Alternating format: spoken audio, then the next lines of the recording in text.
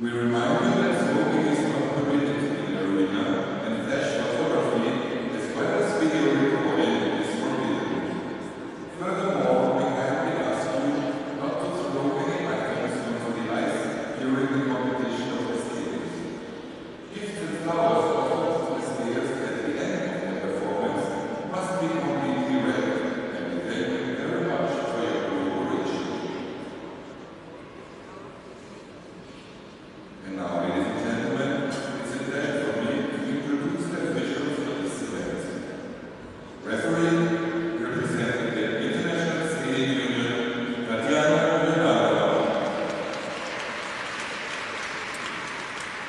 Judge number 1 from Switzerland, Jennifer Lubin.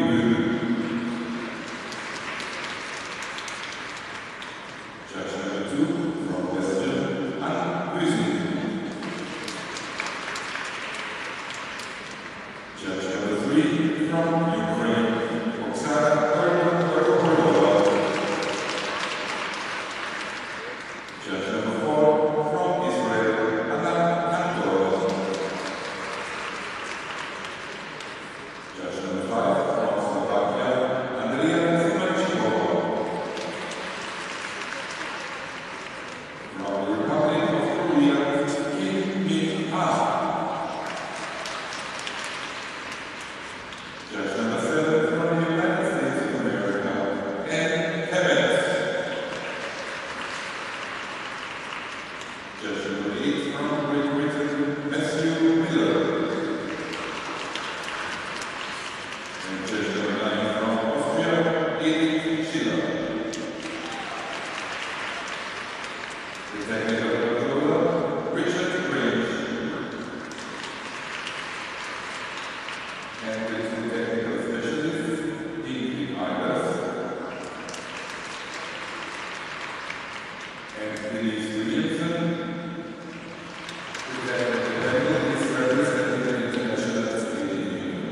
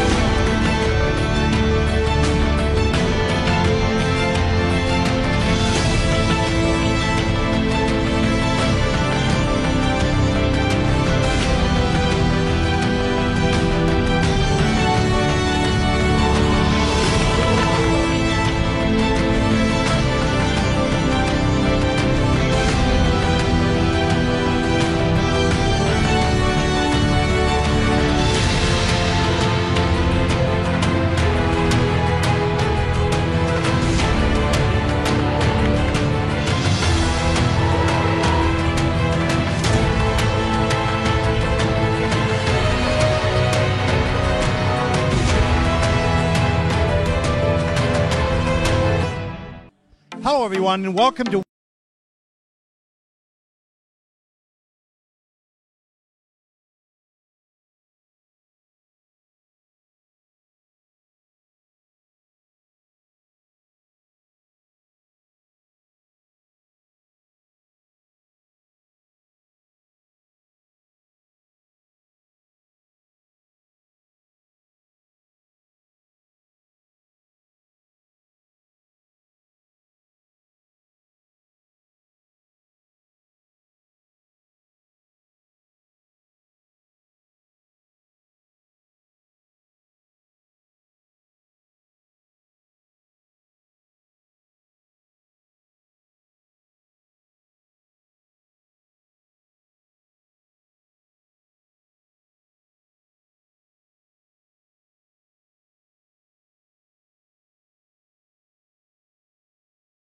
No question. So you can see the swimming pool in the back. There's training for the swimmers here in the park as well. Our hotels are just very close to the arena, live inside this facility here. Beautiful Olympic-sized rink with a nice video board there. I'm your host, Ted Barton. Mark Hanratty joining me from Nottingham as we take a look at the starting order. Mark, welcome now to Linz. It's amazing, Ted, having sat here and watched you in Bangkok, Thailand, and then seeing you outside Linz to forget that you've had to travel just a little journey to get to your next destination. Well, I have to say it was a long journey and big time change, of course, but feel great and excited to get back into the competition. It should be a good event. You can see as we look at the last group of skaters in the lineup. Naoki Rossi, a competitor who achieved a World Junior Championship bronze medal last year. So group of skaters rich in talent and potential, and there we now see the judges who will be officiating over the event. I've been watching all the practice sessions here, Mark, and it's a pretty strong group. It's a deep group, I would say, of skaters. We see some really special young talent coming up, and people you may not have heard before or seen before. You're going to see some really unique, innovative moves, so that's pretty exciting. It was interesting as I was watching all the categories yesterday in the practice sessions. We talk about junior. What does junior mean exactly? Well, it's age-related, of course, and so, but it's also stage of development just in life. As we take a look at the start order, Group 1 on the ice. And it's interesting, some of these skaters are 13, 14 years old, so highly skilled, so young in their life with a great future in front of them. And it's fascinating for us to see the end product of so many years of work, and even despite their tender age, as we see the British entrant Ed Appleby, they may only be 13, 14, but they will have devoted seemingly endless hours to their craft to be able to give us the quality that we're about to see. Yeah, and I was talking to Edward Appleby just a little while ago while he was warming up, and I said, how are things going? I said, how do you feel you've improved from last season? He says, well, really what I feel that I've improved is in the detail of the performance and a little bit more performance and more maturity in that. That's what I'm feeling, and I hope that comes through in the presentation. So we're looking forward to see that, of course. The jumps are the big thing, no question, but as these young people start to find the need, or they find out there is a need for the detail, interesting to see some growth and maturity. We'll see that hopefully in Edward's performance. Yeah, and as we've said last week as well, and as you've so wonderfully promoted, Ted, over the Junior Grand Prix series in previous years, each skater coming to this with a very different aspirations and mindsets and attitudes. And so for some of the skaters, as we look at the Spanish entrant, it may be very much about their own individual score, and yet for others it may also be very much dependent upon results to secure their place perhaps as their country's entrant at Junior World Championships, which will take place next March at the end of the season. And another interesting sort of difference over the past few seasons of the Junior Grand Prix is the emergence of the Chinese team. Now, the young Chinese team on the Junior Grand Prix many years before, big drop-off, if you will, during COVID, obviously.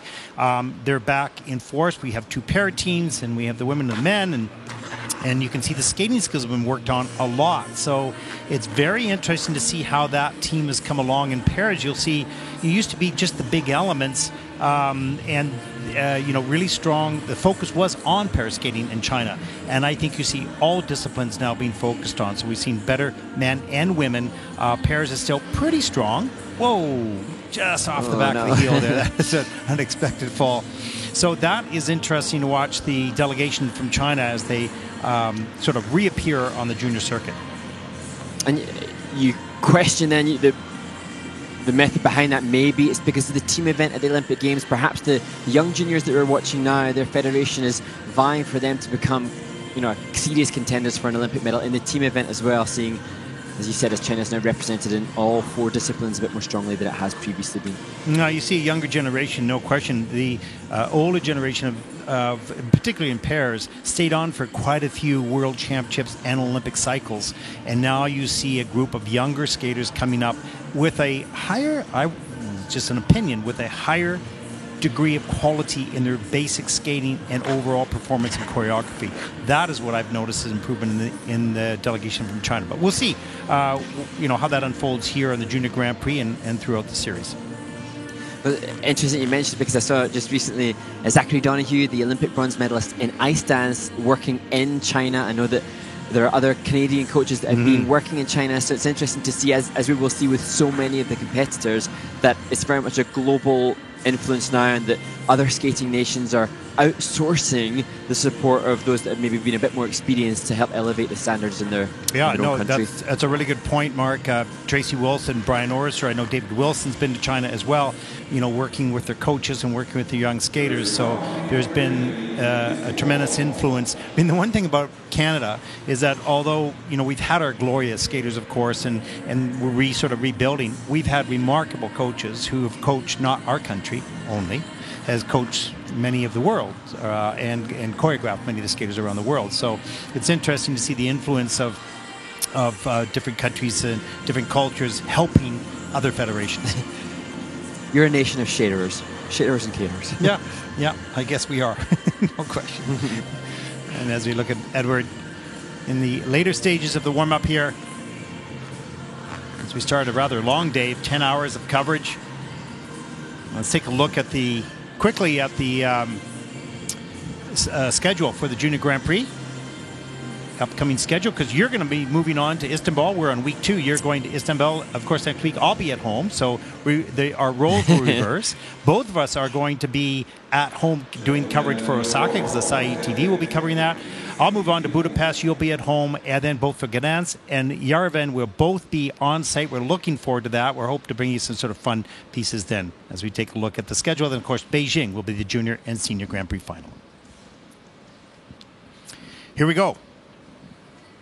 Day 1 of competition here in Linz. Week 2 on the Junior Grand Prix as we enter the fall. August 31st, September 1st coming tomorrow. And boy, the year starts to unfold pretty quickly. Just waiting for the announcement. 15-year-old Tong Tian from China. Second Junior Grand Prix season. He was 10th last season in Austria. Very good speed and ice coverage on the practice sessions. Good work being done with the upper body use as well. Hope to see that in the short program. 59.12 personal bests.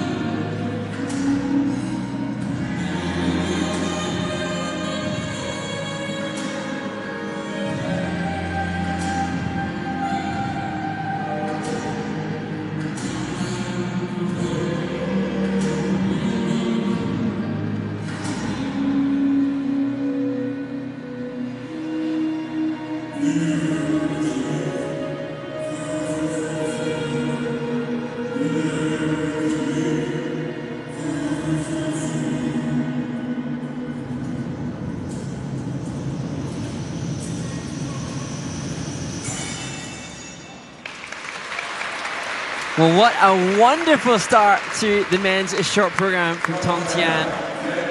Chinese skater who turned 15 just earlier this month, showcasing quality in each of the 7 elements and a positive grade of execution from the judges for all of them. What wonderful jump technique. So light on the takeoff. Good flexibility throughout the program. Soft landings. Wonderful skating. You saw some upper body movement too. Maybe not totally connected to the music yet, but boy, can you see all aspects of skating are being developed in this young man. And again, to confirmation that Chinese skating is looking strong. Yudong Chen from China was top 10 at Junior Worlds for the men's event last season. So 2 spots for Chinese men's competitors, and Tong Tian really laid down his campaign to be on that team next March as well with that performance here. Coach Bin Zhuzhu, she a 2-time Chinese national champion herself, and she doubles up as the coach and choreographer. And I thought she did a great job. Particularly loved the opening of the program as well.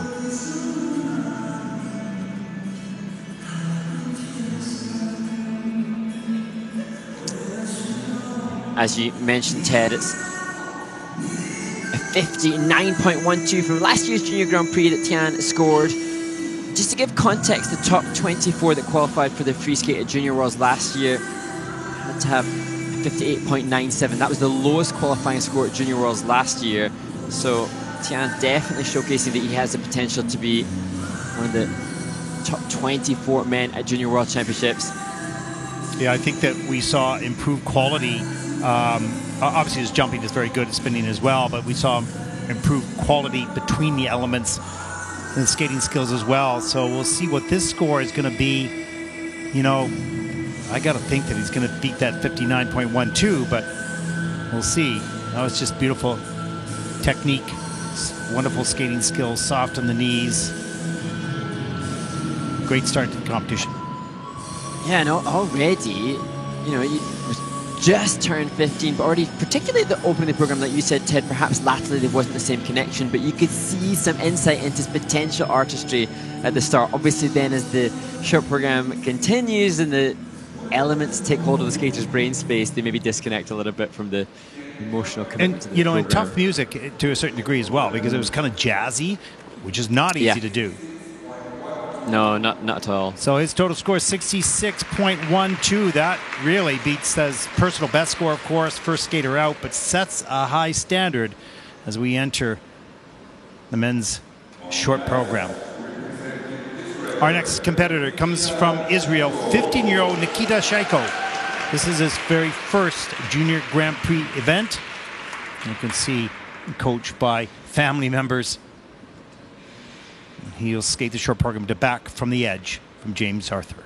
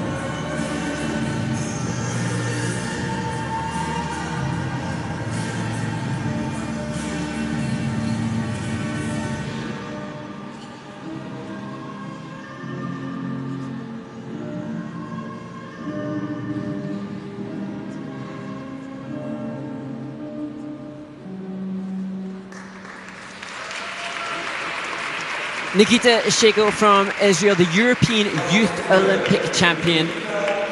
Obviously a huge talent, not the skate he was hoping for, but Ted, that entry into the double axel, that was so difficult and yeah, so I hope I got that in the replay. And also the entry into the change combination spin at the end of the program. Yes. Let's take a look inside this a little bit. This is a very interesting skater. I watched it in practice, to say innovative moves. He was on a lean, unfortunately, on these jumps. You can see right here.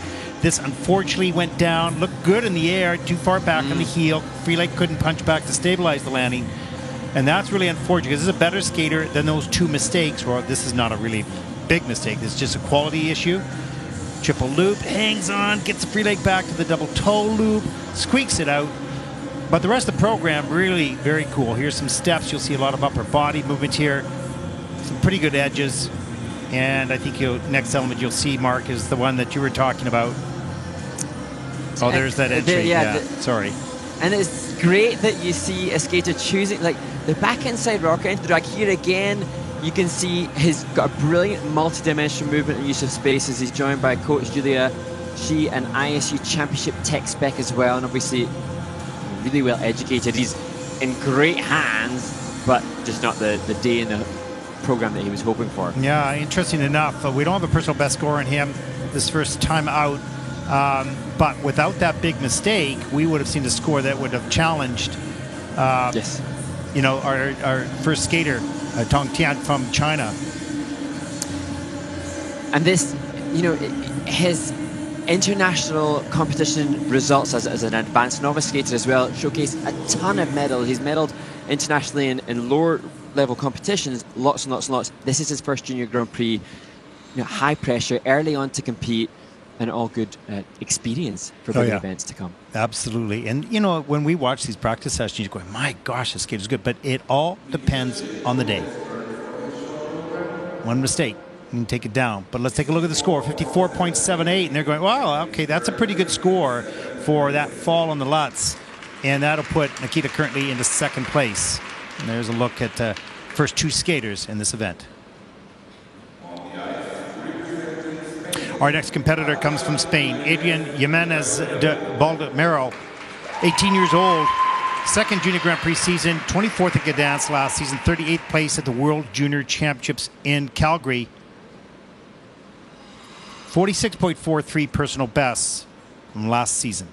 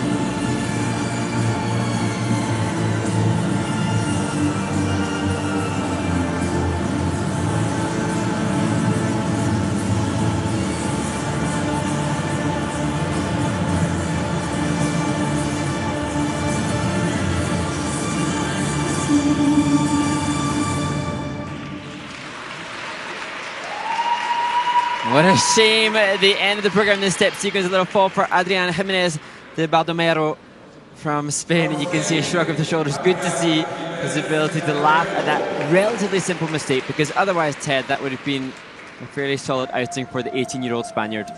Yeah, those funny little falls that are so unexpected because they never happen really in practice.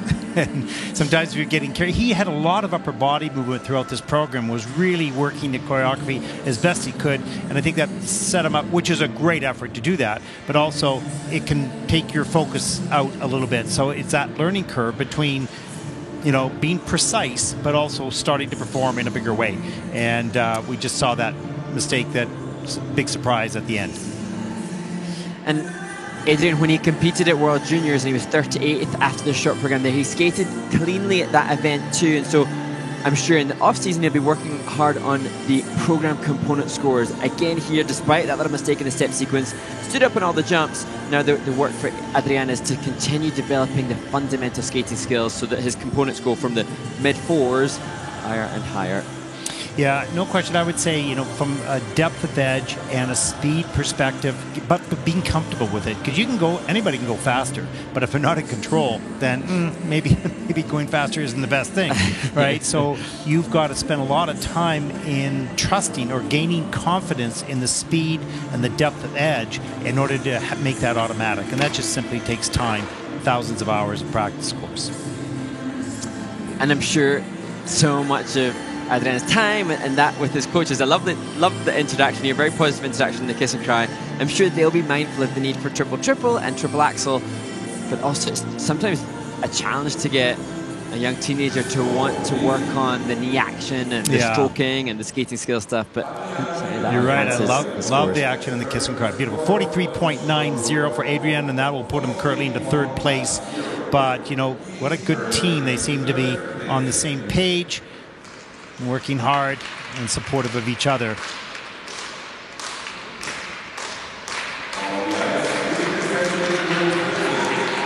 Oh, here we go.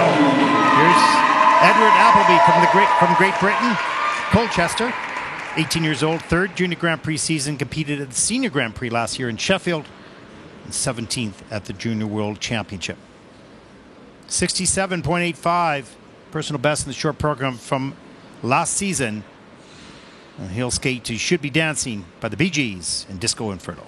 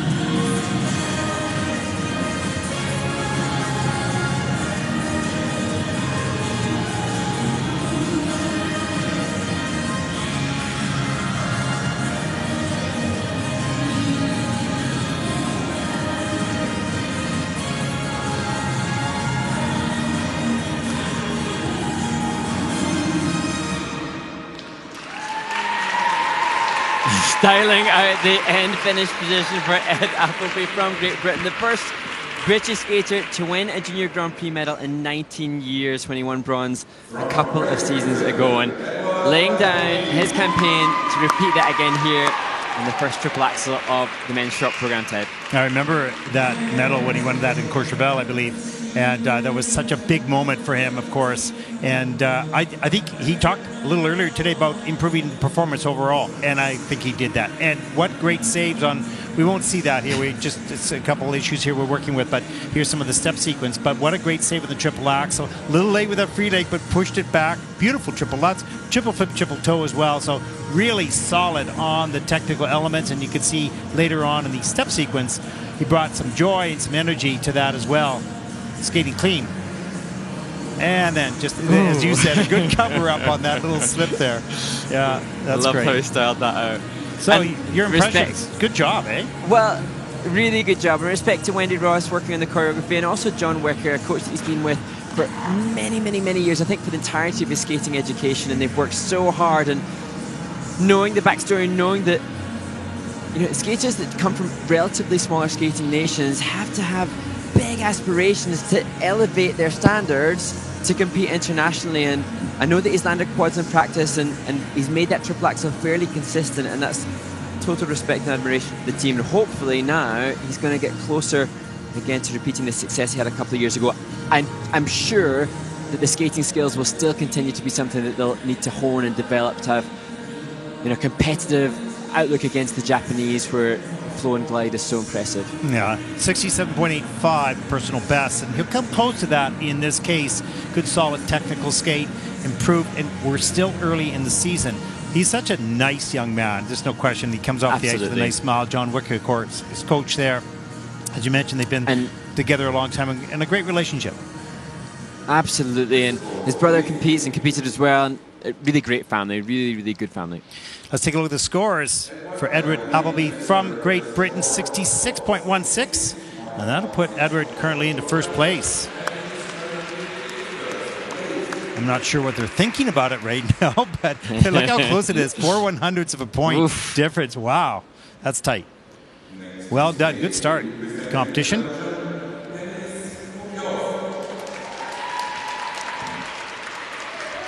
Dennis Kogelov from Belgium, just 13 years old.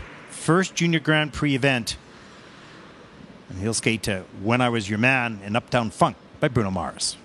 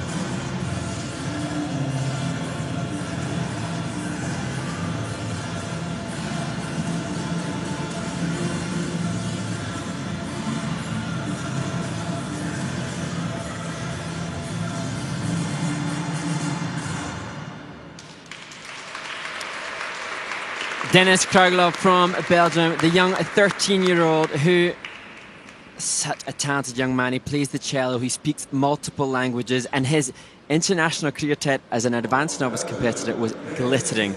This, a bigger stage and a few challenges here. Yeah, talk about changing the program order, because we have the planned program sheets. Well, the order, the elements that they plan to do, it was nothing like that.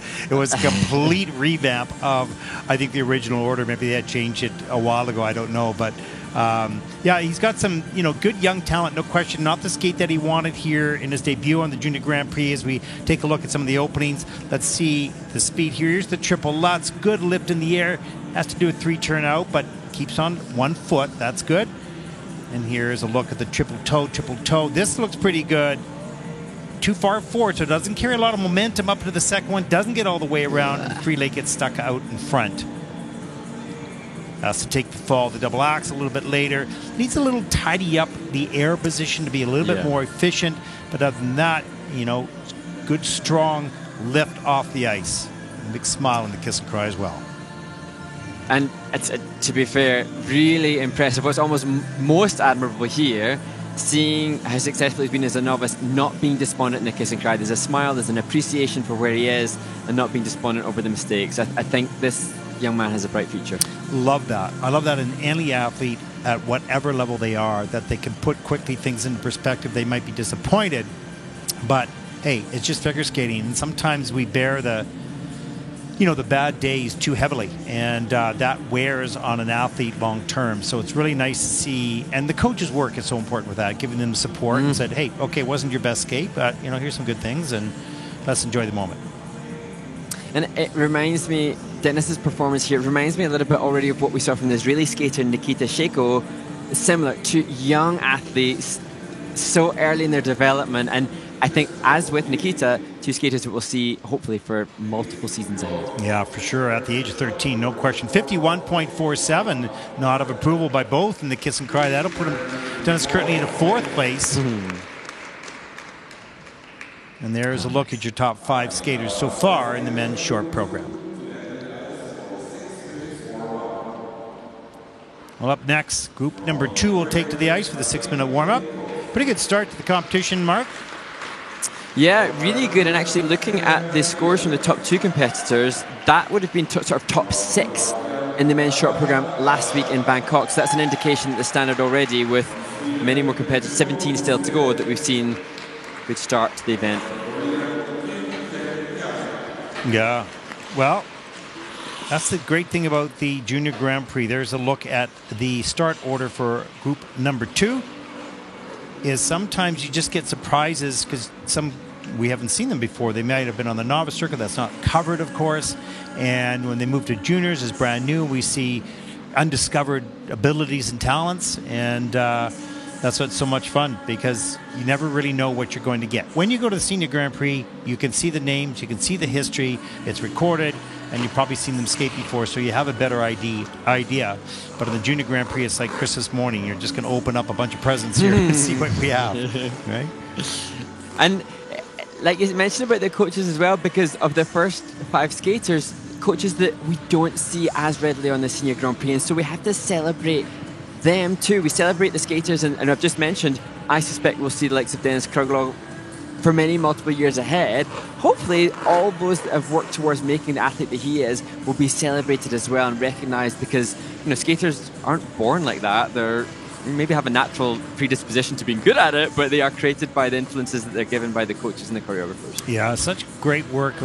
We often see the coaches in the Senior Grand Prix, the same coaches, because they're finishers in many ways. They're the ones that know how to polish the skater perhaps at the top game. But these careers start with coaches in learn to skate.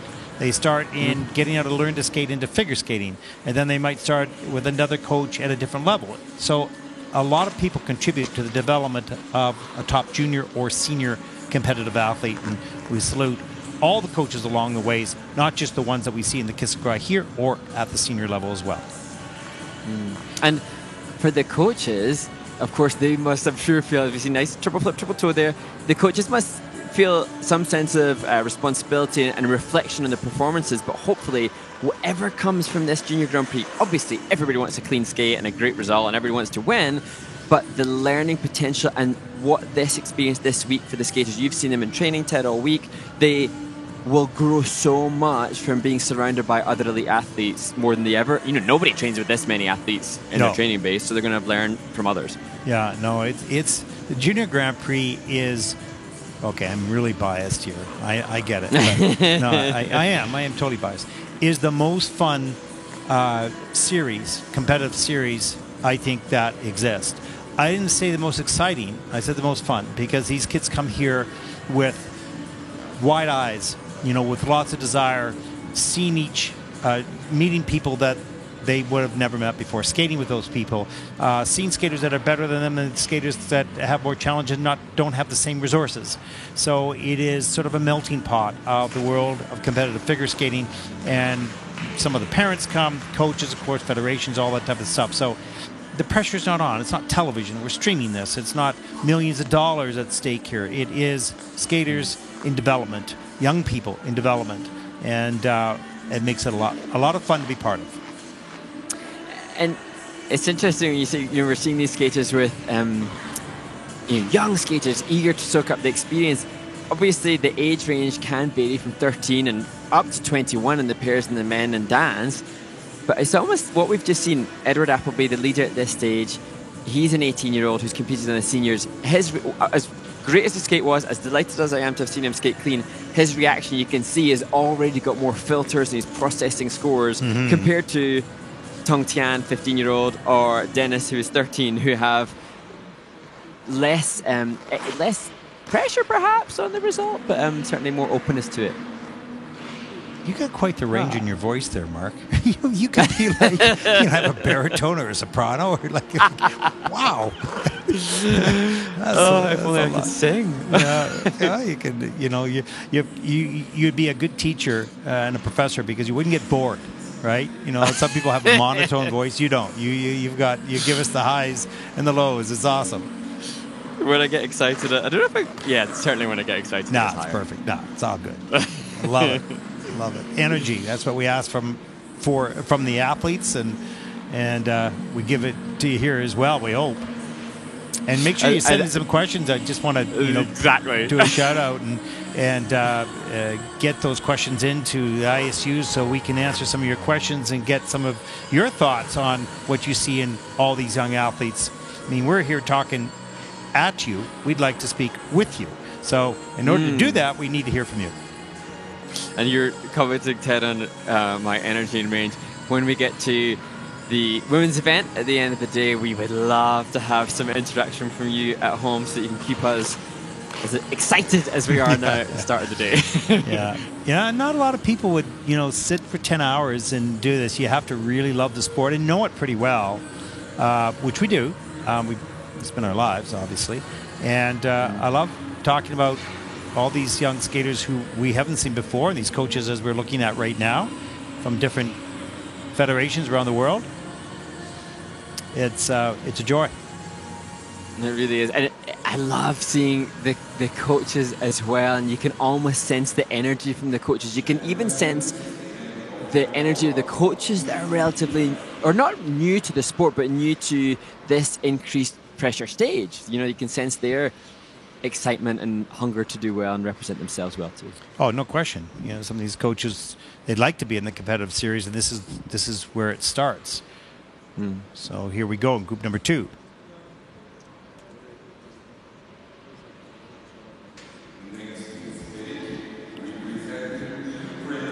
Our first competitor in group number 2, 17-year-old Vadim Novikov from Ukraine. He has a 54.82, earning that back in 2021 in Courchevel.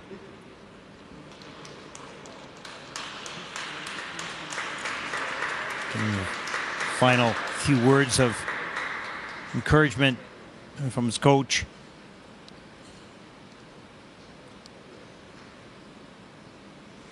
And he'll skate the short program to Concerto number 4 in F minor by Vivaldi.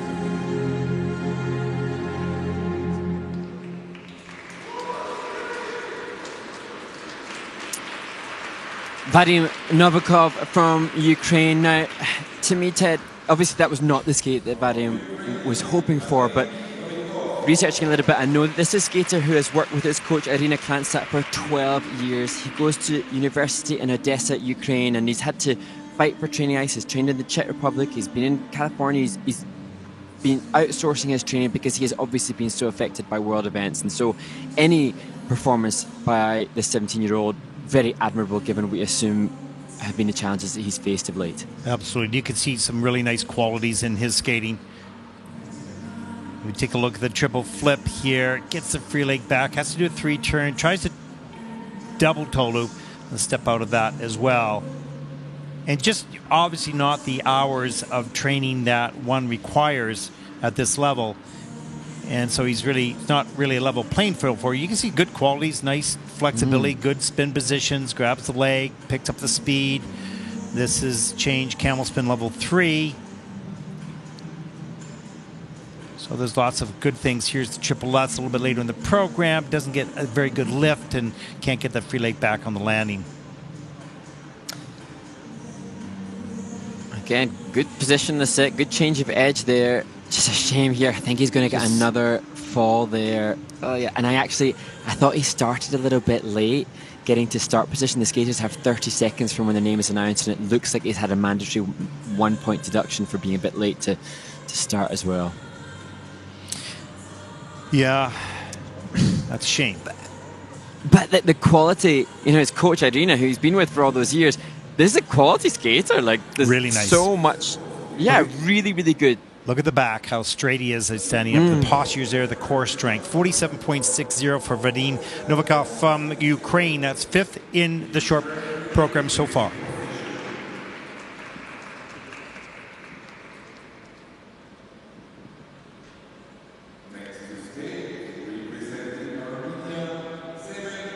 Now, we have not seen Semen Dalliance here at all in the practice session, but he has not officially withdrawn, so they have to announce his name and give a period of time in case he sort of magically appeared and jumped over the boards. That we've actually had that happen once, but so they officially, without an official withdrawal, you have to announce the name. I'm not sure, they announce it 3 times and they give a period of time before they'll move on to the next skater. So that is what is happening right now. And we'll move on shortly to the next skater. And I think the next skater, of course, has been also alerted to the fact that he might go on earlier than anticipated. And it's almost fortunate in a way that the next skater is Adam Hagara, who's so experienced. Yeah. He's competed at Junior World, Senior World, so this shouldn't derail his prep. No.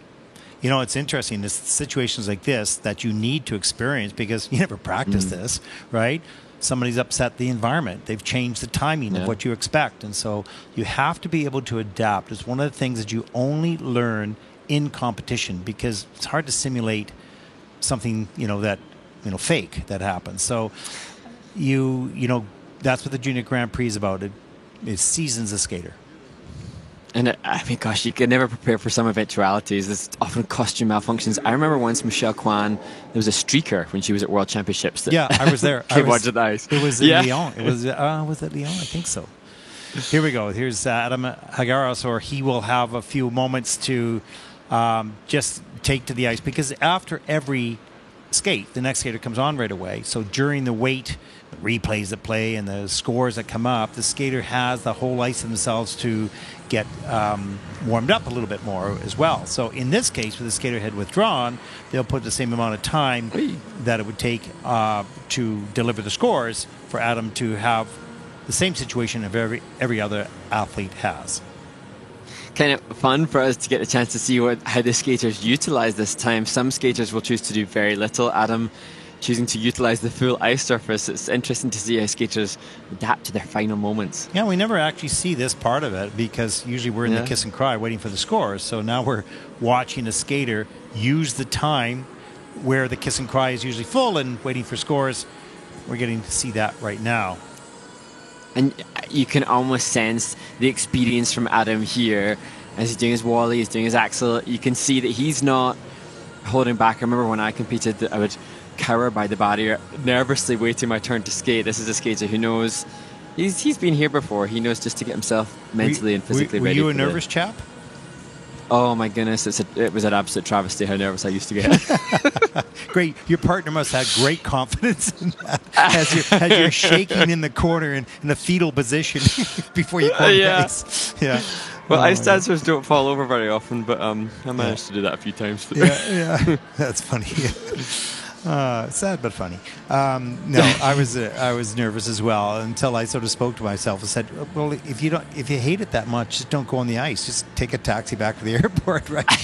And I said, "No, I like it." So, sort of talked myself into enjoying it. Right?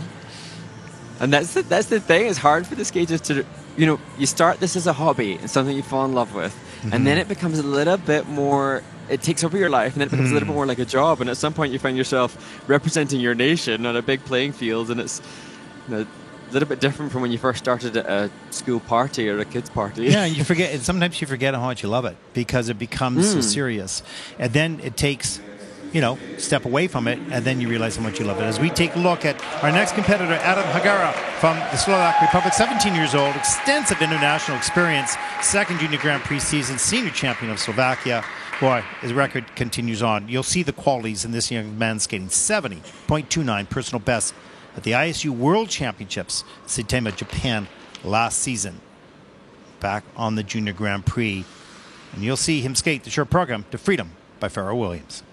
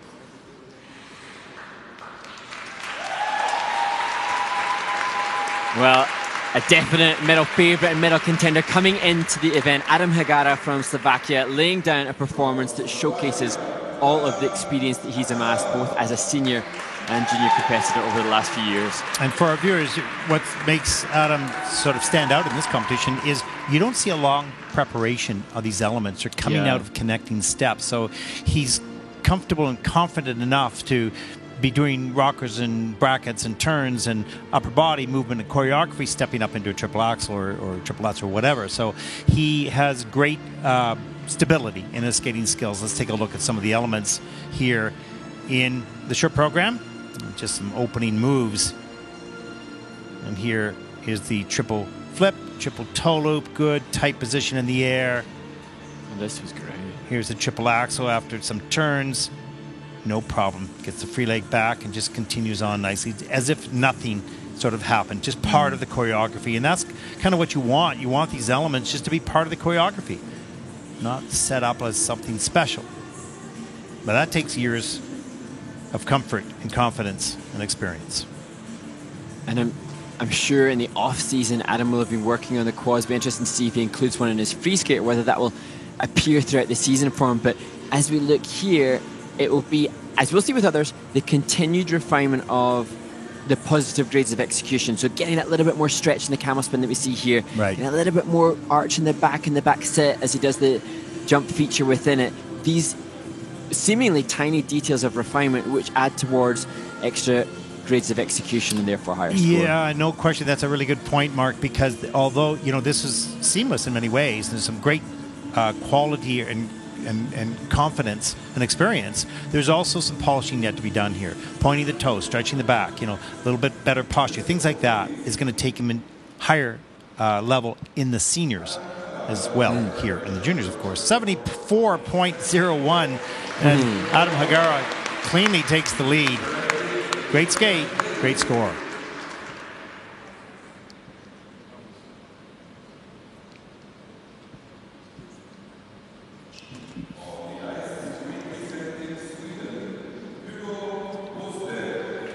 Hugo Bokstedt from Sweden, 17 years old. This is his first Junior Grand Prix event.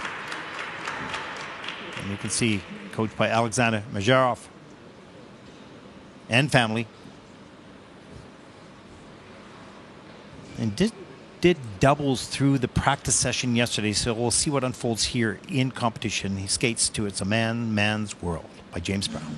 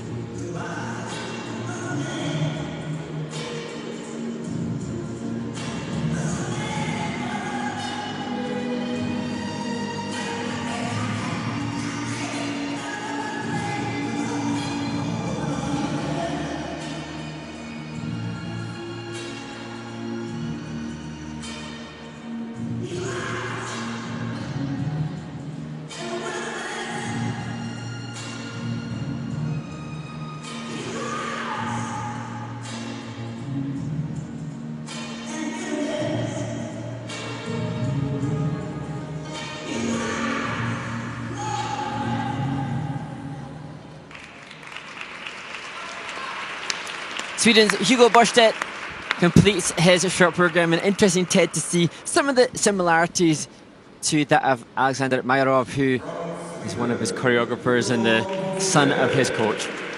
Yeah, it was interesting, as I mentioned, that I just saw doubles yesterday in the practice session, and I think it was obviously a strategy just to get comfortable. And the technique is quite strong, like he's quite stable. You trust the technique, and you can see the jumps here. We'll take a look at, there's the triple flip, nice and tight in the air, triple toe loop, under rotated, and has to hop out. And look at the triple flip there. That was nicely done. Sorry, there was triple Lutz at the beginning combo. And there's that bracket into the double axel. Tight takeoff. Gets the free leg back. And then right up in the flying sit spin here. And I think, Ted, you can see a real strength. You can see dynamism in the muscle fibers to create strong movement. Not maybe the range of movement, so the stretch and the length and flexibility as we see the camel feature, just about managed to get that to be a callable position. So I'm sure they'll be mindful of the need to keep working on the flexibility, which isn't always natural, as we see him joined by Irina, his coach in the kiss and try. Yeah, the refinement, the details, pointing the toes, stretching the legs, straight backs, strong core, those types of polishing, if you will, yet to be done with this young man. Certainly great athlete, good jumping style, solid in the air. There's a lot of good things here. Still some work to be done in that, as with every junior, of course. So, certainly has a lot of skill, and we'll watch him as he continues to develop. And it must be such comfort to him to have coaches like Irina and Alexander Mayrova, who have produced in their son a World Junior Championship bronze medalist. Alexander won that World Bronze medal just over 10 years ago, and so he knows that his coaches have proven themselves already to try and give him that success in the future. Well, 51.57 for Hugo. That is fifth in the short program. And there is a look at the leaderboard so far. Adam Hagara with a big lead. 12 point. Pardon me, that's not 12 points. That's 8 points. But a good lead, nevertheless. As we take a look at our next competitor, it comes from Korea. Hyungjum Kim, 17 years old, second Junior Grand Prix season. He was on the Junior Grand Prix in 2021, but we did not see him last season on the Junior Grand Prix. He did come sixth at the World Junior Championships in Calgary, so certainly has great skill. And he'll skate the short program. 75.77 is personal best. He'll skate Music by John Miles.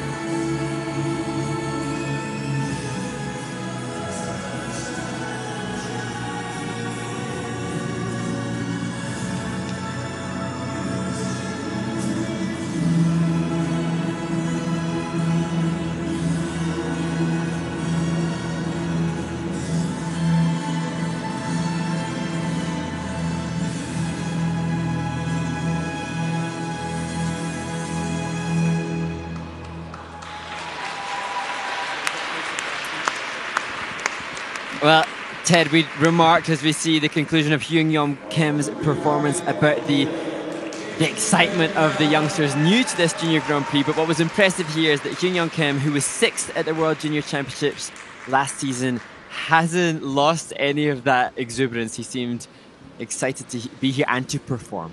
Boy, does it ever add to a performance. Of course, clean skating does as well, but that energy and pride, if you will, of your accomplishments as a skater, as we take a look at this triple axel, all the way around, a good stretch, free leg on the landing, that was nice. Triple flip up over the toe. He had mispicked a little bit, makes the combination work anyways. A seasoned veteran in that area. Here's the triple Lutz, good speed coming down to the ice, straight up over the pick, no problem. And here's some of the steps. Some good transitional content for the rotation feature within the step as well at the end of the clusters. And even just the arm movement there, it's not massively extended, but it was punchy and committed. He definitely committed to the presentation, and I'm sure the judges will reward that in the second of the 3 components. It was really good energy, and I think driven because he was so pleased he was skating well. So that just, I don't mean it wasn't part of the performance, but I don't think choreography said, okay, punch this energy here. I think that was just his pure emotion. Yeah. And you could sense the triple axe was quite telegraphed in its entry, long prep, but the almost fist pump on the landing suggests that his anxieties were over that opening element, and once that was out of the way, he could release some of the emotion. Well, 75.77 is personal best in the short program. We'll see whether he comes close to that. It's a pretty big score. He'll need him at 74.02 to take the lead. Go ahead.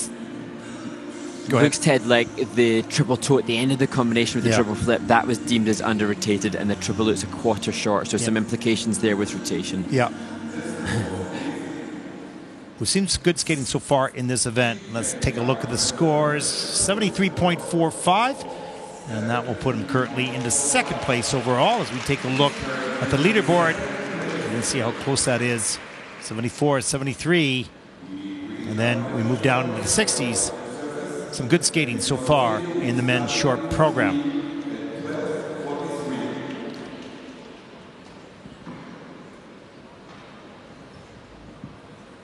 Well, we're going to take a break now for the ice resurfacing. I believe, Mark, you have got on the menu of entertainment. What's on the menu? And it is entertainment. It really is. You must stay tuned. Yeah. So stay tuned to get a chance to see an interview that Ted had last week at Bangkok Backstage. It was an interview with Suwana about the sustainability and the work done there to make that such a sustainable rink, and that sounds like fascinating work that they've been doing. And then it will be to the promo for next year's World Senior Championships held in Montreal. So great entertainment to stay tuned for. Enjoy. We'll be back.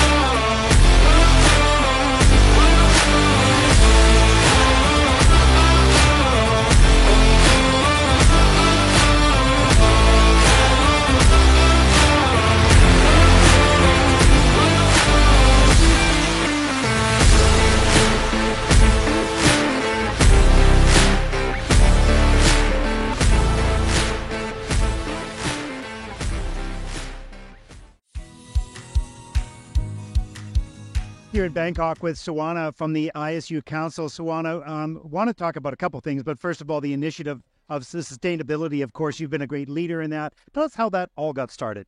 Yes, I have to say I am really excited too for the first ISU event, the JGP, that happened here in Bangkok. We are the first ISU events that carbon neutral. So I would like to start with I have to thank you, Mr. J.U. Kim, our president, that he's really encouraged all of us to do these initiatives on sustainability. So that is the way. And we have Maria Teresa, who is the chair of the working group on sustainability as well. So we're working a lot on, and you will see some things like changing now. Yeah, we've seen some new people, of course, come in. Jayu came in the Congress right here in Thailand, of course. Tell us a little bit about this event here. I know you've showed me the kiss and cry, of course, and the mats that we stand on. Tell us a little bit about the background to that. Right. A lot of us that we are in sports, right? We didn't concern that much on environment, but believe it or not, we are really one part of the big issues. If everyone's help and if all of us help, it's the world will be better. I mean, we all should help. So that is the thing. And my husband, he's also into this environment. So that's why I learned from him a lot. And he's the one who's trying to save. And I am the one who producing a lot that doesn't match. So that's why I learning on this. And then now here we are. So, yeah. Well, for those of you that are not here, of course, we're getting to see just exactly how this event has been unfolded. The kiss and cry, of course, is completely sustainable. It's, cardboard to a large degree, but it doesn't look like it. It's just beautiful. The mats themselves, the whole arena itself is just amazing. You would not know any difference. So fabulous job so far. And moving forward, of course, this is on the Junior Grand Prix. Looking forward, you're wanting to influence the Senior Grand Prix as well in sustainability. Yeah, that would be good. That is everyone's should be everyone initiatives, and it's not that difficult. If you really want to do it, that we can do it together. The ISU really support on these initiatives. So if there's any questions, feel free to ask me. Well, thank you very much for that. And of course, being the first time here in Bangkok, in Thailand, the Junior Grand Prix. Really, the juniors has been able to globalize the sport, move around the world rather than people coming to us. We're going to them. And it's very exciting to be here. We thank you for everything that you have done here at this competition, but also for the sustainability of the ISU. Thank you, Suwan. Thank you. Thank you very much. สวัสดีค่ะ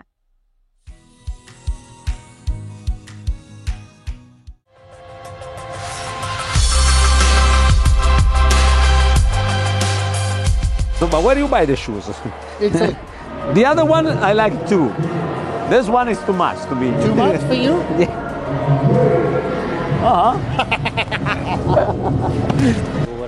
È un ordine. Vieni su che stai con noi. Vieni, tranquillo. Sì, sì.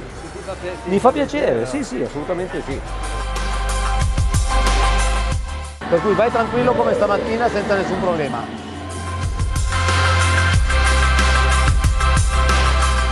Mi fa, ma sei una superstar? Faccio, no, sono vecchio. Bend, ok, fast, and look crazy, dance. Okay, spend time to watch the judges on the ice. Bring them with you on the ice. Okay, make them dance. Okay, don't be boring.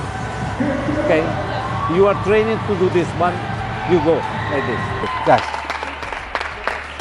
Bene così, capito?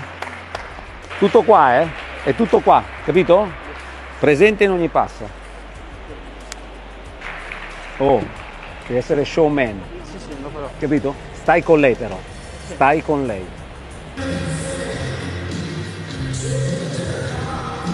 1, 2, 3, 4. 1, 2.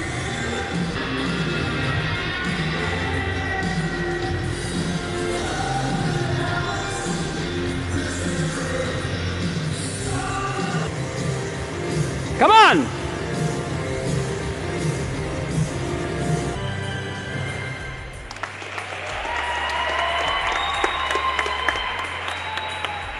Meno 6 punti e vediamo quanto prendiamo. Con la caduta e tutto saranno 10. Cioè il secondo e il terzo posto siamo giocati? No? Third place. It's okay. Gli devi dare il mio numero di telefono. He has everything. He has everything? Oh, you're lazy. You need it, give it to me.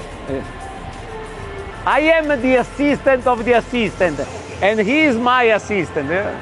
It's a long line.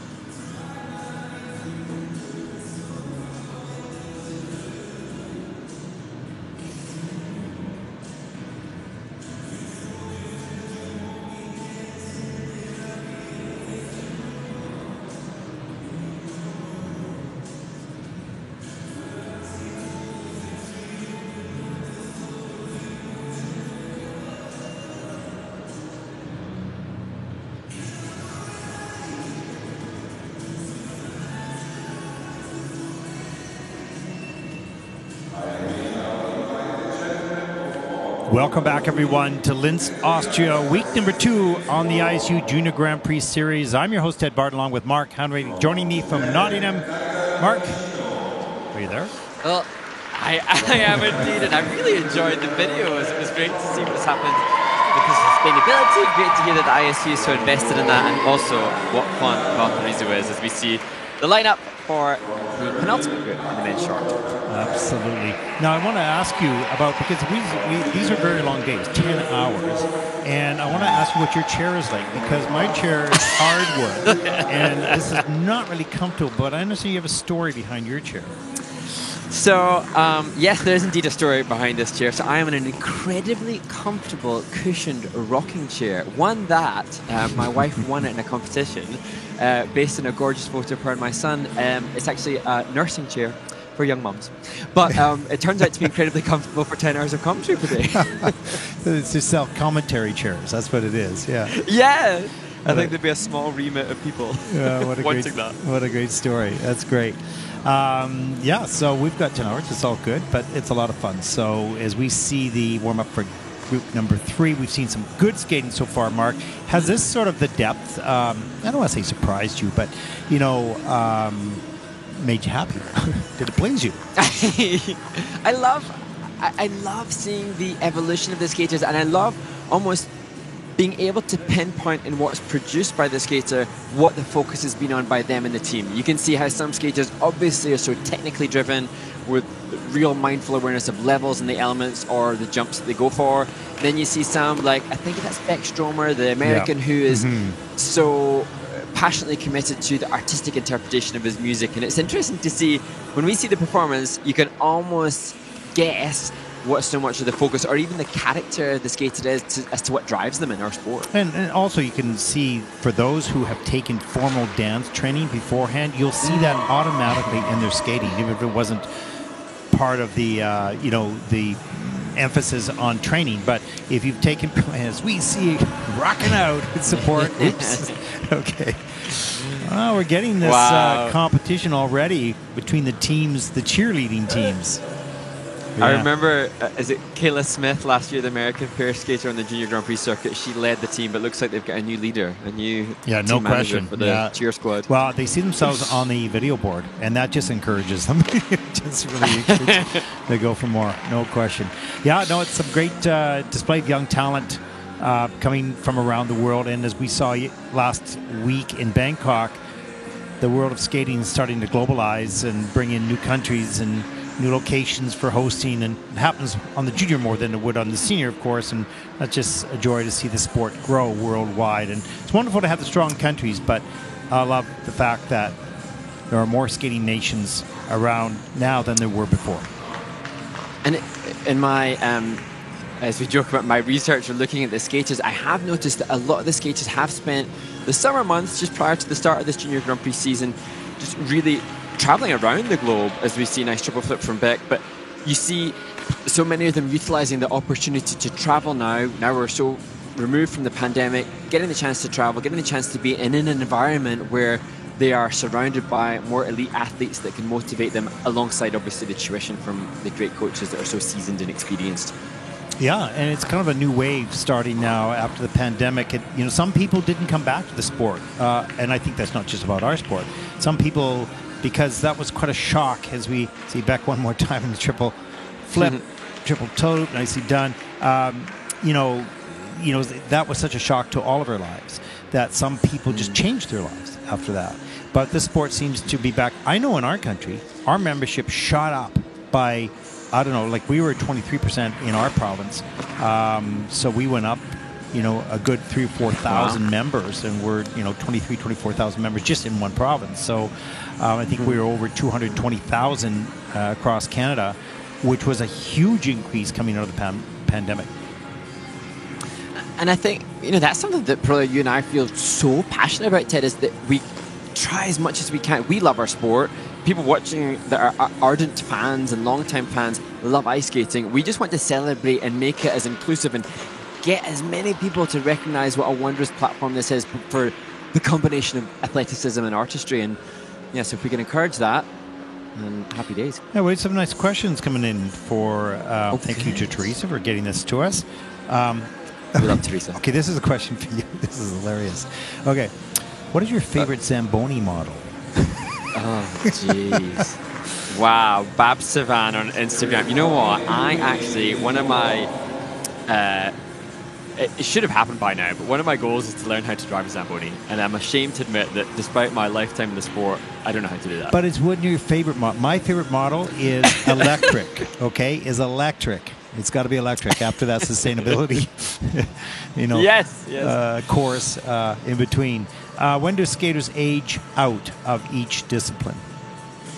So skaters, July the 1st is the big pinpoint in the calendar for the new season. So skaters in the men's event that we're watching now have to be under 19 by July the 1st. So you can have some 19-year-olds competing if they've got a good birthday. And sometimes we'll reference that, they've got a good birthday because, a couple of days either side of that, and they could be another year in or out of the junior category. Mm-hmm. Okay. And another one, is there any quad jump planned in the competition? Of course, there is in the free program for sure. Yeah, there will. We'll see some. Quads, yeah, I haven't actually noted all the planned program content, so we'll come back to you, we did see that. I better not say that right away. We got to look at the planned program sheets. Okay, that ends the warm up for group number 3. We'll get going back into competition now with a real entertainer. This is a very interesting young man. I watched him skate the other day in a practice session, and I asked one of the team leaders how old he was, and she said, "Oh, well, I think he's 14, whatever." And he spoke right up. No, I'm 13. Okay, like he was in control of the information, and a great little entertainer. As we get introduced to 13-year-old Taiga Nishido from Japan, Masao Sato is the coach, and you're going to have fun with this performance. Brings back memories. As this young man will skate the short program to I Want You Back by the Jackson 5.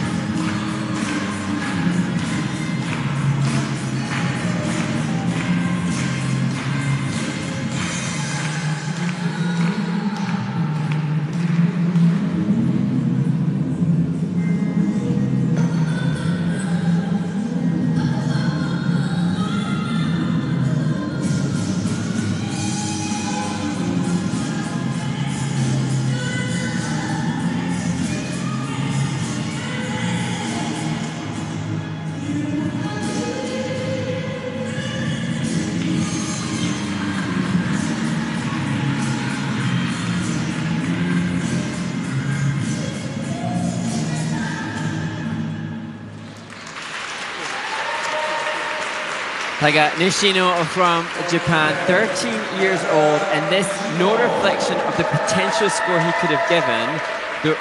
We can see behind what was produced here, some elements completely wiped out because they didn't meet requirements, but an absolute potential star of the future. Yeah, and I saw this young man practice for the past 2 days, and he does that triple axel like it's nothing. Like, it's just incredible here. Let's slow this right down and see what happens. Lifts up right off the end of the edge. Looks pretty good in the air. Over-rotated a little bit. Oh. And that was a hard fall. Comes down to the ice and gets this triple flip done. Gets the free leg back. Patient on the takeoff and pushes the free leg back in time. Maybe touchdown there, not sure. And then the triple Lutz a little bit later on in the program ends up to be a single. That is costly. Yeah.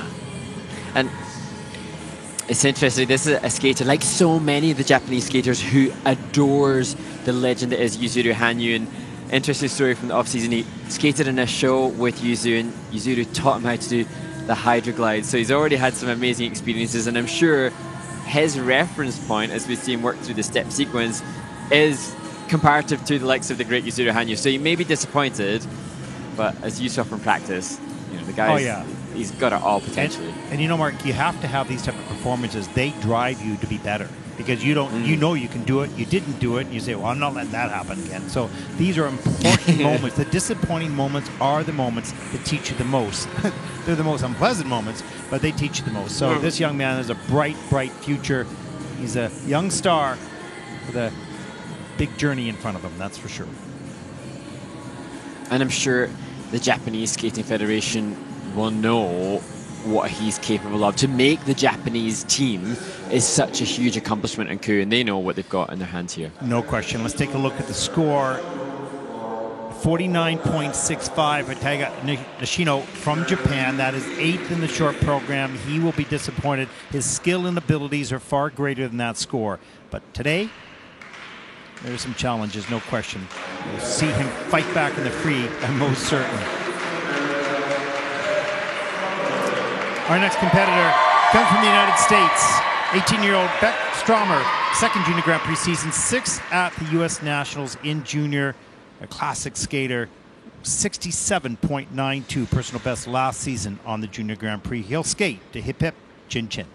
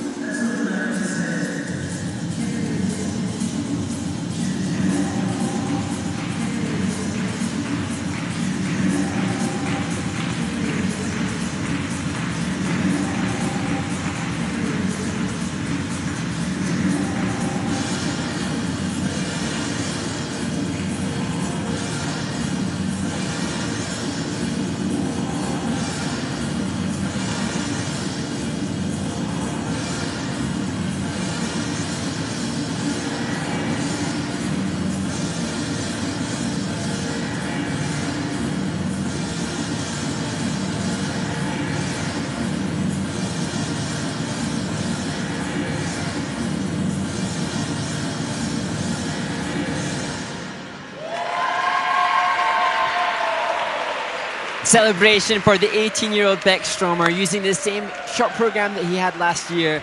Obviously, so comfortable now with this program and able to deliver at the Junior Grand Prix.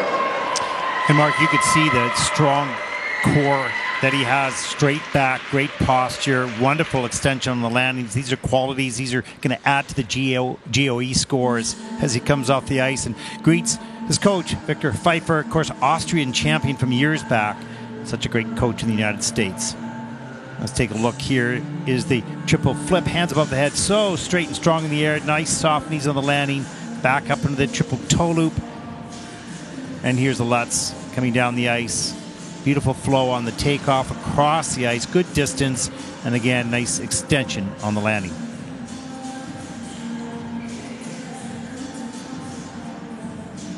Even in the transitions, you can see such good content, utilizing that multi-dimensional movement. And they're one of the features from the low to the high position, part of the combination spin.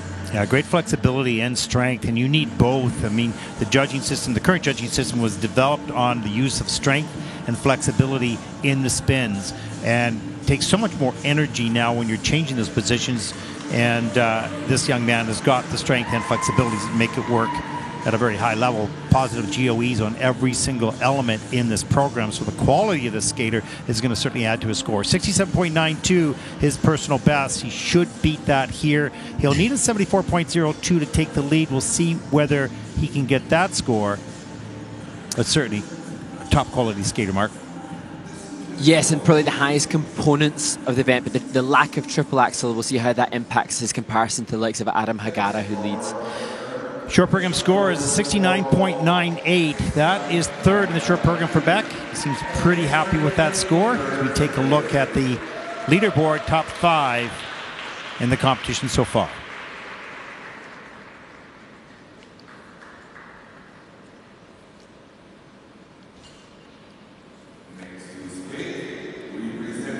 Our next competitor comes from Norway, 14-year-old Daniel Velinov. So another young skater gaining experience here on the Junior Grand Prix. We haven't seen this young man. It was so fun to see the talent coming from all over the world. And he'll skate the short program to what could have been by Sting.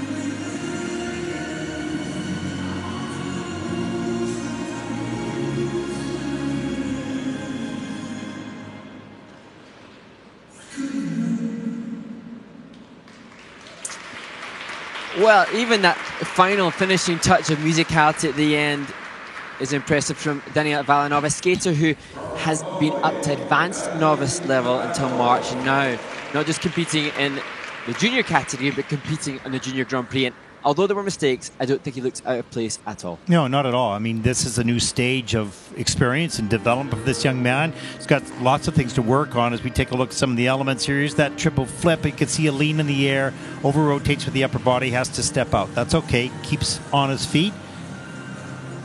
And just coming back down the ice here, the triple Lutz down low in the knee, straight up in the air, pretty good, but does not check that free leg out, and not really right on top of the skate either.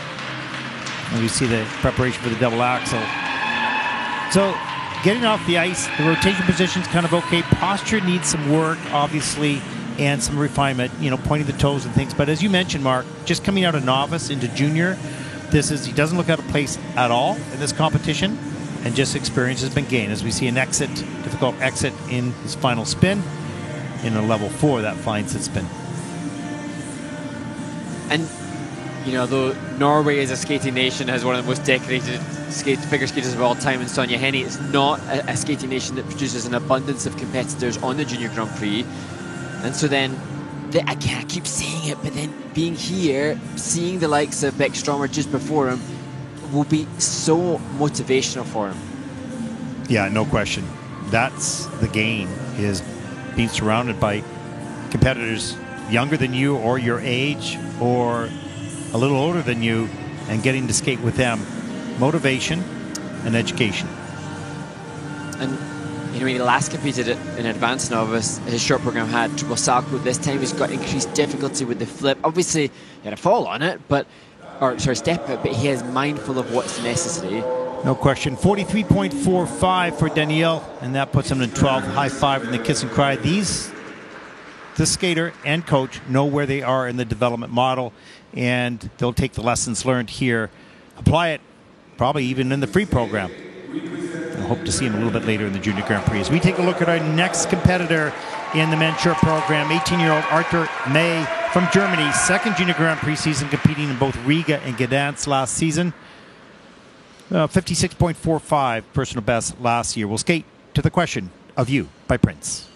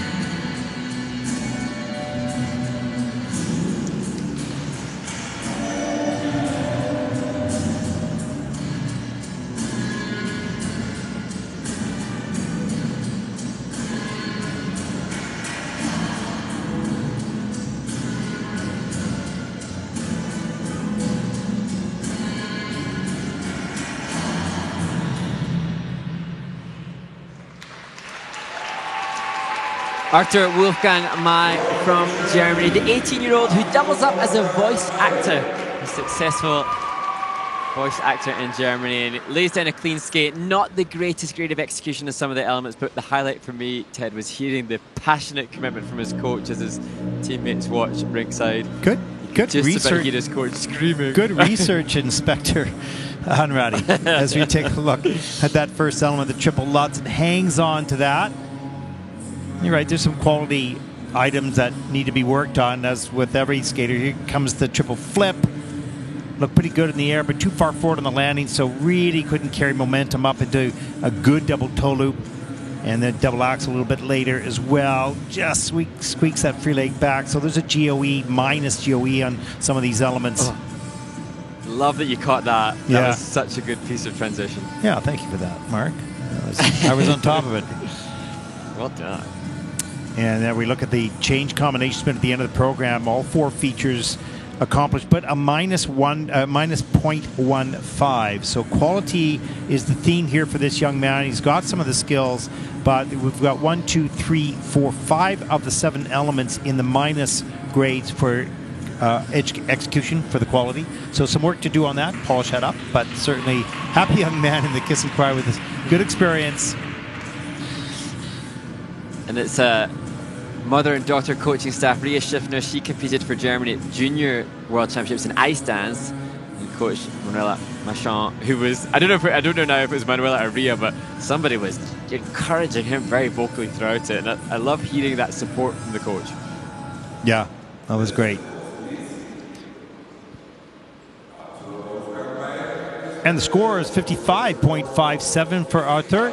That is 6th in the short program. He looks pretty happy with this experience, and we'll go back and study this and find out, okay, what are our next priorities as we approach the competitive season a little bit later in the fall. We start September tomorrow. As we take a look at our next competitor, Matthias Lindfors from Finland, 16 years old, coached by Virpi Vartana. 58.46 personal best from last season on the Junior Grand Prix, and he'll skate to the last opera.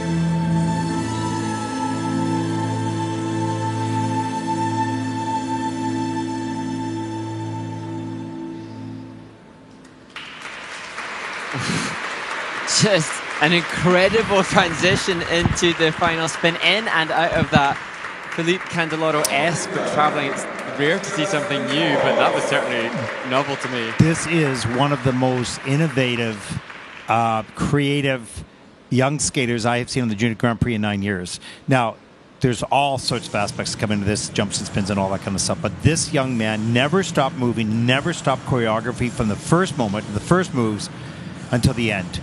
It's incredible. And you can see here, beautiful posture. He has obviously some off-ice dance training. Look at the detail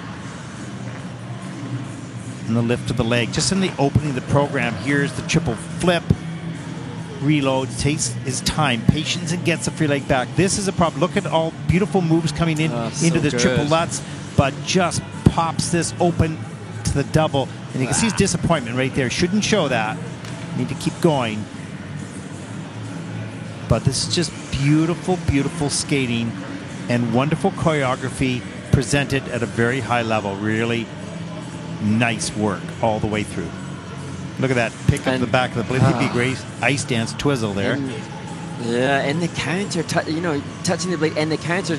Ice dancers rarely would do that. So that tiny detail is just this. I mean, wow. Yeah, that's amazing. Lost a little balance coming into it. Such a difficult entry. I'm not sure he'll get the value that he should get on that, because that is so difficult to be sliding on your boots, get up, and go into a spin. Lost a little bit of momentum there at the end. But I don't think he maintained the camel spin position for sufficient rotation, so you'll get a V and loses a bit of the base value. So, but the reality is, in my opinion, just opinion, brilliant skating, brilliant choreography, brilliant work, still yet to get seasoned in competition. But this young man has a bright future, that's for sure. And yeah, I agree entirely as we wait the scores. 58.46 is his personal best. This is a 55.16. You can see there's the fault of the single lutz, no question. But PC scores all in the sixes, or close to it anyways, as we take a look at the leaderboard. Love this skating. More to come, I'm sure. On the ice, we present From France, 19-year-old Axel Hamed, third Junior Grand Prix season, 15th last year in Courchevel, week 1. And a 50.91 personal best last year in Courchevel. As he takes his starting position, he'll skate the short program to The Legend of Zorro by James Horner.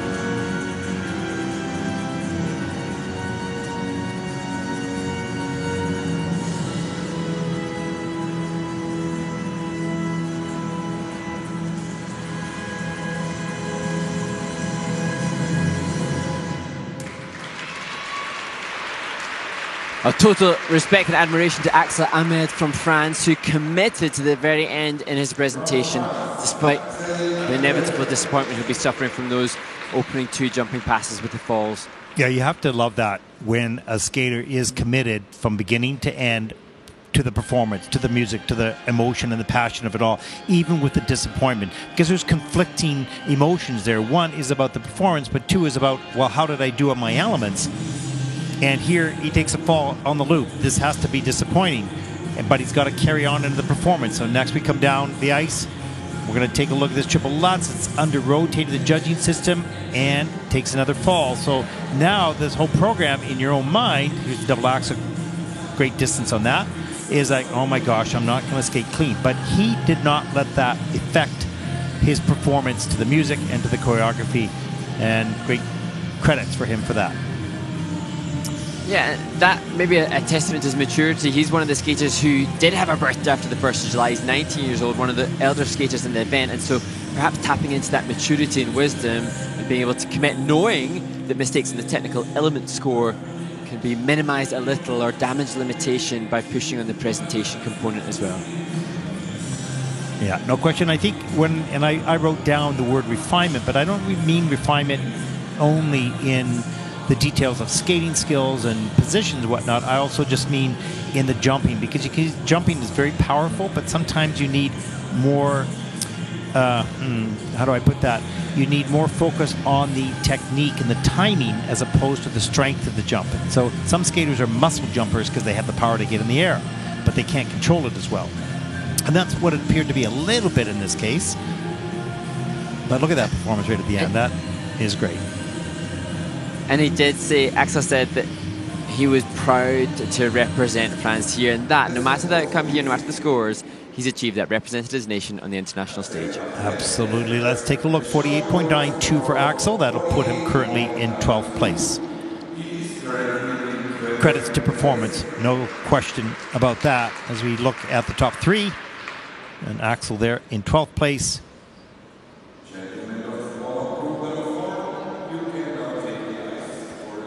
As we take a look at the next warm-up group coming onto the ice. We've had more questions, Ted. This is good. Thank you to those that sent in the questions. Tagging the International Skating Union. Wait, this is a question about dance, so I'm going to ask the question, you're going to answer it. Okay, another one. So, as we take a look at the start order for group number 4, we'll start out with Canadian David Lee. So, Mark, I don't know if this is the right place to ask questions to Ted and Mark and Linz. I would like to know why in ice dance, I've got to read this first, have they less evaluated elements than in other disciplines? And the scores at the left upper corner of the screen, they have less squares than the men, women's, and pairs. So, thank you, Susana Porto from Portugal, for sending that in. Great to hear us having fans from around the world. So the rationale behind that, for the ice dancers in the rhythm dance, they have 5 elements as opposed to the 7 elements for the men and the women. And that largely because the ice dancer elements generally will take up more time in the program. So for them, when they're doing the pattern dance type elements, they take up longer than a jumping pass, which can be over within a second. So that's part of the rationale behind that, and they're weighted, the elements are weighted accordingly so that they're given a bit more value because of the less of them. Well done, Nate. So that's the reason for that. Excellent. So here's a good question. If you weren't doing skating or what your career is, what would you be doing? Oh, gosh, that's a fascinating question. Oh, you know, could the be a world's big our rabbit oyster. hole. Be careful. Yeah, definitely. I think I come from like a very academic family. So my parents were lawyers. My brother he has degrees from Oxford University. He's a professor of politics. So my family is very academic. So I suppose I could have gone down that route. But I'm very relieved to have found skating. And if not skating, probably something, the combination of artistry and athleticism. So maybe gymnastics or dance of some sort, I think. What about you? I would be probably a filmmaker. I love to edit videos. Yeah. I do a lot of video editing and storytelling through interviews and whatnot. I love that, and fascinated by the industry. and if if I failed at that, which would probably be likely, there's a lot of filmmakers out there, I'd probably run a salmon fishing camp in northern British Columbia. So quite a contrast. I love the outdoors and I love to fish. So yeah, I love music. I love art. I love, there isn't pretty much anything I don't enjoy doing. Maybe cricket. I don't like cricket, but you Brits do. So never understood that game. Well, no. Well, that's where it can be definitely a Scotsman. The Scots don't play cricket. I'm going, what's with a flat bat? I mean, come on. Baseball, you got a round bat. It's way hard. You got a flat bat. It's like a beaver tail. It's like, I don't get it. I know I'm completely insulting people who love cricket, but I'm just joking, really. It's a wonderful sport. Well, do send us, tune into that issue, send us a message if indeed there are any cricket lovers out there, but I don't think you'll be joined by many. Yeah, well, I don't know. I'd probably offended a bunch of people right now, but... let's see. Oh, I got a good one for you, Ted. Okay. How do you think of so many things to say from at Blobbyfina, and is it hard? I think one of the things that I feel very comfortable with you. I mean, I've done commentary and worked with other people, and sometimes your timing is always a little bit off. You don't read the person, you step on them, and it's awkward. It's just awkward. But what was the question again? How do we think of so many things to say? Yeah, that's it. It's easy because you're just having a conversation with somebody that you enjoy spending time with, and because you have the same interests. So I don't find it difficult. Oh, what do we talk about next? I don't know. It just sort of flows out of here, and I throw you perhaps an insult to you or to myself or whatever, and then we've got something to laugh about, and we just keep going, right? So no, it's a lot of fun. It is. How about you? And I think that's where it's an absolute joy to do this. I suppose it can be more challenging if you are, as we see. Look at the fans, the fans that have seen themselves on the screen. The camera, yeah. It can be more challenging, I think, when you're on. Well, like you said, actually, it can be challenging sometimes when you're on your own. But obviously, you did that so brilliantly for so many years.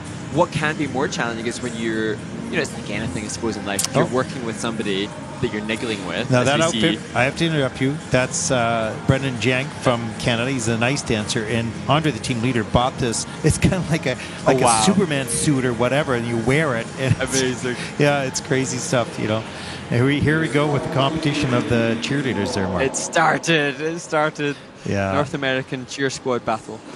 Yeah, exactly. Yeah, no, it's a lot of fun to do this, and we love the sport, and there's lots to talk about. We, in our podcast, talk about, the life of a coach, for instance, and answering some questions. There's just a lot of stories that are greater than the sport. They're human stories about how a person may have entered the sport. They're what they, there are so inspiring stories. We did a series last year in Canada. We asked under 3 categories for people to send in their own videos of their off-ice talents, musician or singer or whatever the case may be, artist or whatever. And then the other one is about what has skating meant to them, what has it brought to their life. And the videos that we got were absolutely, unbelievably inspiring, emotional, beautiful stories, and wonderfully produced. They did it themselves, whether it was an iPhone or whatever. And so...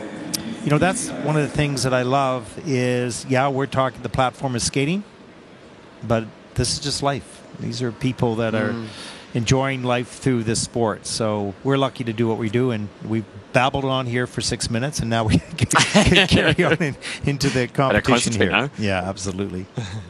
And here we go.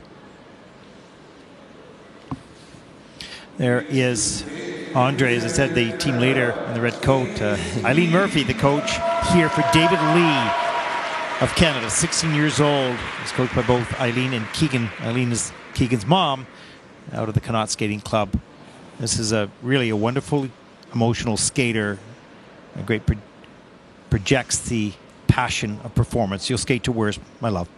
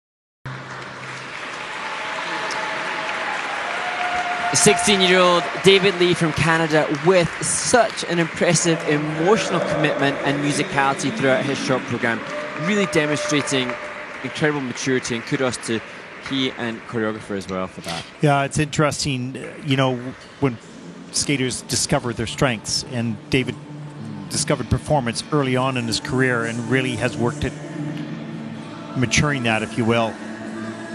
You see the double axel right off a step.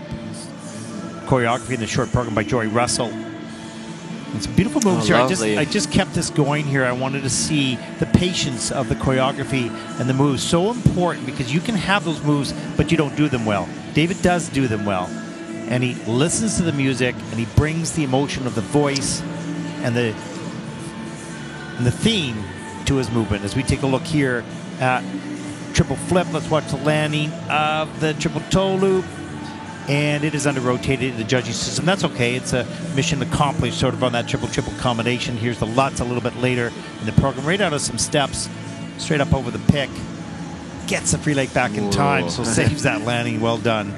Here's some more of the choreography, Mark.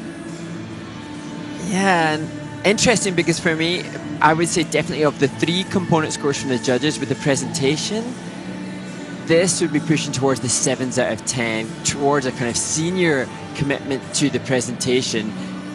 And different, it's interesting, he competed against Beck Stromer from the United States of America, who's currently in 3rd place. Similarities insofar as neither of them used triple axel as part of their content, but both committed on the components. Yeah, they did that in Cranberry Open in Boston. So his personal best is 51.27.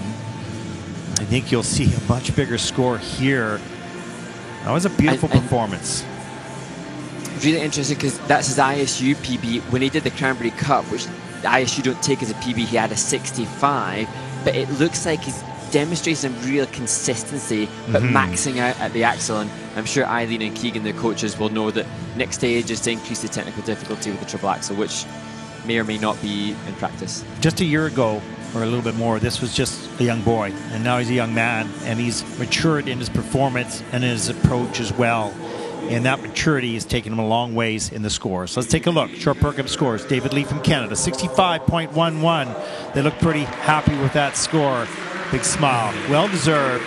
And that puts David currently into 6th place. As we take a look at the score, is not so far off 3rd. 4 points out. But it's going to need a lot more technically. Our next competitor comes from Switzerland, 16-year-old Naoki Rossi, 2nd Junior Grand Prix season with an 8th and 4th place finisher last year. Wonderful season with the Junior World Silver medalist, 79.46 personal best in the short program, skating to bitter and sweet.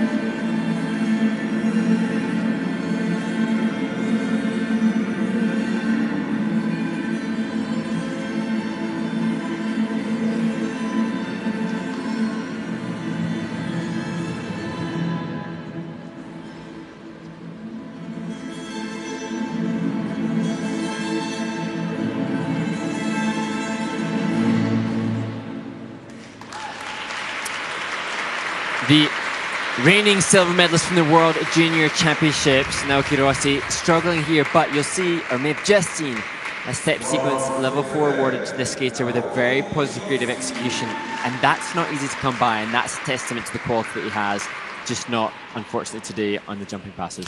Yeah, it's interesting, Mark. You know, you in my mind, I'm watching a skater who has had great success last year and might not be ready for this year. As we take a look at the double axel, shoves that takeoff on a big lean, just gets 2 rotations on that and has to take the fall. So not a great start to the program.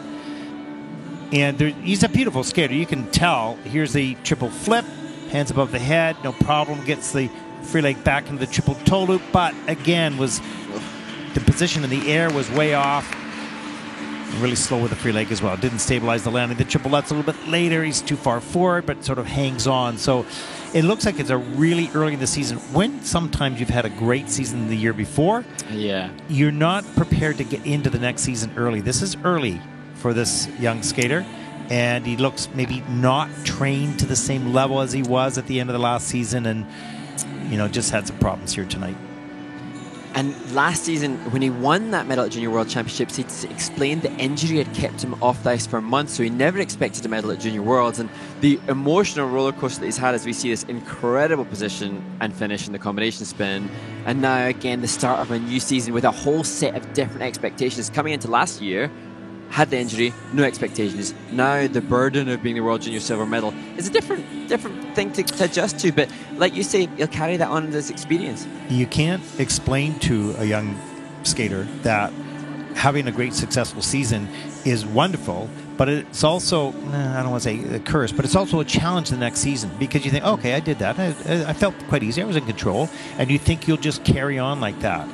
Things change. Your body changes, your mind changes, expectation changes, the environment changes, and so it's a new set. It's a new ballgame. 61.78, even with those mistakes, that's a pretty good score, and that'll put Naoki currently in the 7th place, even with those big mistakes.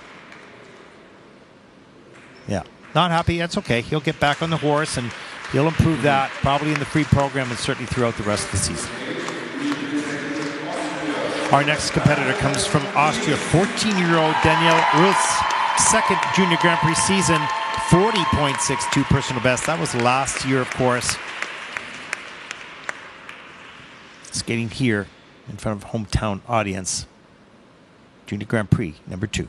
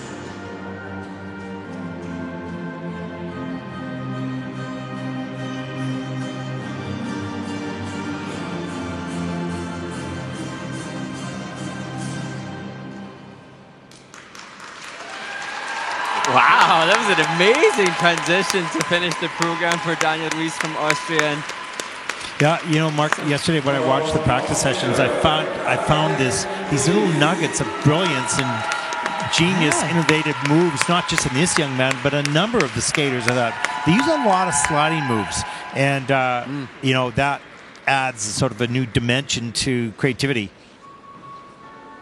Yeah, just a joy to see that. It makes me want to try it. Triple sow, a little too far forward, but gets up to the double toe loop. You can see just some needs. Look at the hands and the free leg. You want to stretch those out a little bit. That was a nice double axel, soft knees on the landing. Carries the flow right up into the flying sit spin and down in that position. You can see the toe pointed straight to the ceiling. You're going to probably want to point that and turn that out a little bit. Polish up the body line. Those are great of execution. Quality items that need in time to be improved. We see a little butterfly there in the step sequence. You see some innovation coming up, I think, in just a moment here. Hope you caught one. Let's see what happens. There we go. That's the one. Loss of balance a little bit getting up, but he saved it. I think this is the end of the spin. It's in level 3. Wow. Yeah, pretty cool. Neat stuff. I was looking up a bit of research on his coach as well, and his coach had posted on his social media a quote saying, "A coach is someone who can give correction without causing resentment." And I thought, what an amazing philosophy. That's beautiful. Isn't it? And yeah. I thought, how amazing for Daniel's parents to know that they're, you know, getting their son to spend so much time with such a philosopher and motivational person. That's cool. Coach more than just the skating, but the life as well. That is wonderful. Puts things in perspective and keeps your feet on the ground. Very, very nice.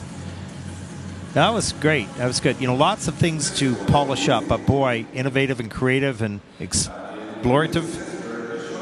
52.75 for Daniel. That'll put him currently in 11th place in the short program. Thumb up. I think they enjoyed the performance, happy with the score. And this will be encouraging as he moves forward into the season. Our next competitor comes from Hungary, 19-year-old Alexander Vlashenko, second Junior Grand Prix, 24th at the European Championships last season and 21st at the World Juniors in Calgary. Senior champion of Hungary, 65.20, his personal best.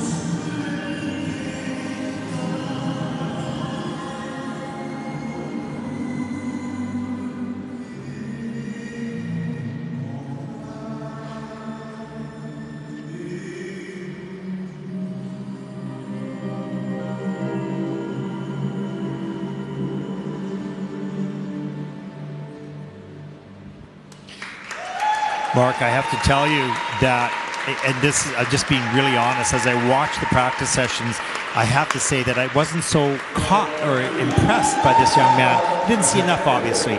I was really impressed today. His performance level really rose in this occasion.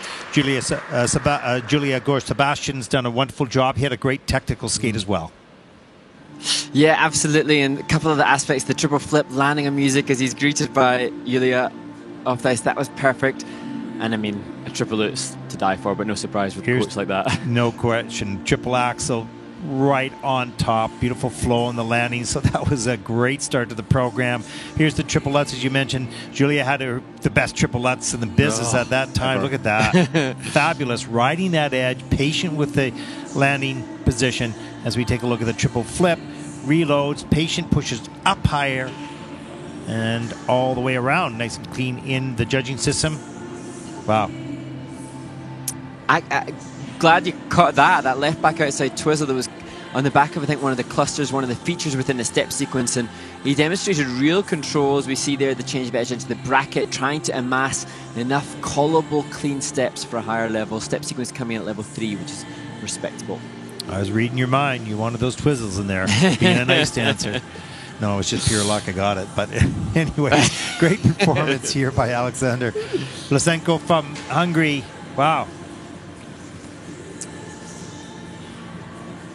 And very nice. It's great to see that. I mean, Julia, just an amazing skater herself. Great to see a champion of the past, European champion of the past, passing her expertise, wisdom, and knowledge on to next generation. Had a wonderful talk with this wonderful young woman, and she is so passionate. Skating is her life. And you have your ups and downs as a skater, and you have your ups and downs as a coach. But your commitment is lifelong, and that's what we see with Julia. 64.73 for Alexander. That's 7th in the short program. Clean skate. A good start to the season. More to come, I'm most certain.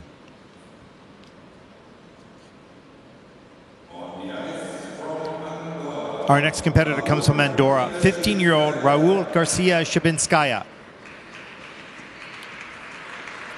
Not a lot of competition, competitive experience in the Junior Grand Prix last season, so this is his second season in the Junior Grand Prix. He was 29th in Gdansk, has a top score of 30.39 in the short program, and he'll skate, just singing in the rain.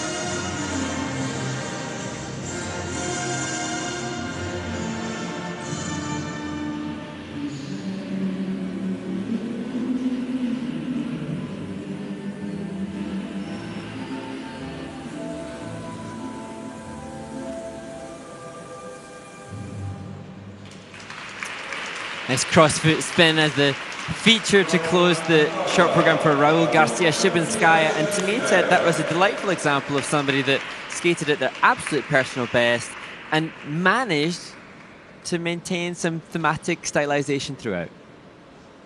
I thought that this was a perfect choice of music because the pace of the music was equal to the pace of his skating skill at this point.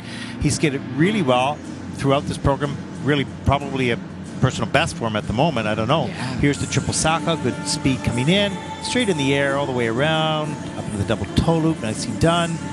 And he just had a really good rhythm with this music. Here's the double Lutz, that's the stage of development or technical that he's at this moment. And you can see him just take the time. He's a beautiful spread eagle, just patient with this as he moves towards the spin. Sorry, Mark.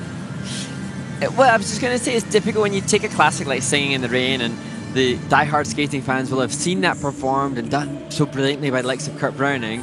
And yeah, I thought, to some extent he made it his own. He had awareness of it throughout, and although there's a much lesser technical content than that of so many of the other competitors, I will remember Raul Garcia Shibinskaya's short program from this year's Junior Grand Prix, and well done to him for that.